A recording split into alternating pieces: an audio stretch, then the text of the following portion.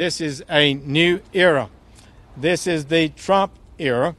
The lawlessness, the abdication of duty to enforce our laws, and the catch and release policies of the past are over. A promise from the U.S. Attorney General, and tonight it's a mother who was living in Fairfield.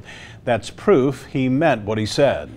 Good evening, everybody. Maribel Trujillo has been in the United States for 15 years. Well, tonight she is about to be kicked out. She was here illegally. Local 12's Brad Underwood is outside the federal courthouse with those vowing to continue to fight for Maribel's freedom. Brad. Well, Kemme, we've seen this the last several days, and again, familiar faces in a crowd who are not pleased with the idea of deporting Maribel Trujillo Diaz. A critical moment in her case passed today, and tonight she's in Louisiana awaiting deportation back to Mexico. For a second straight night, a group of about 30 people pray and protest the deportation of Maribel Trujillo Diaz. The latest demonstration comes hours after a federal appeals court denied her request to stay in the United States. Maribel would likely have a 10-year bar if she's deported, so that means a separation from her children for 10 years.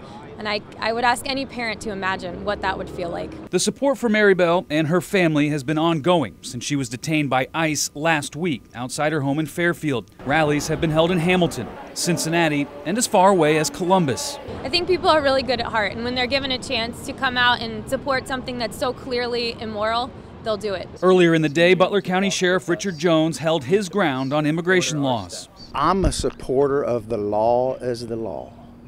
And if the courts decide she doesn't get deported, she doesn't get deported. If they decide she stays, she stays. Maribel will likely be deported in the coming days. However, the Board of Immigration Appeals can still rule to keep her in the U.S., but ICE won't wait for a decision before sending her back to Mexico. The faith community is one of hope, and that we will continue to have hope. We will continue to pray with our words, but also with our actions and deeds, and that we will exhaust our prayers for this family. As far as the timetable, we just don't know when she will be deported in the coming days, when that's going to happen. Her lawyers, no doubt, working around the clock, trying to appeal to the BIA to maybe get some sort of a stay or reverse the decision.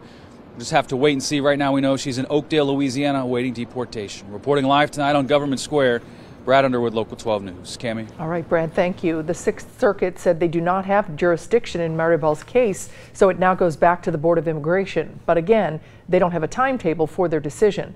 Now, her case will surely not be the last. U.S. Attorney General Jeff Sessions today promised to step up enforcement against undocumented immigrants. He has ordered federal prosecutors to make felony cases against immigrants who are repeat offenders. And he also instructed them to charge first-time offenders with misdemeanors, making it easier to charge them with felonies in the future.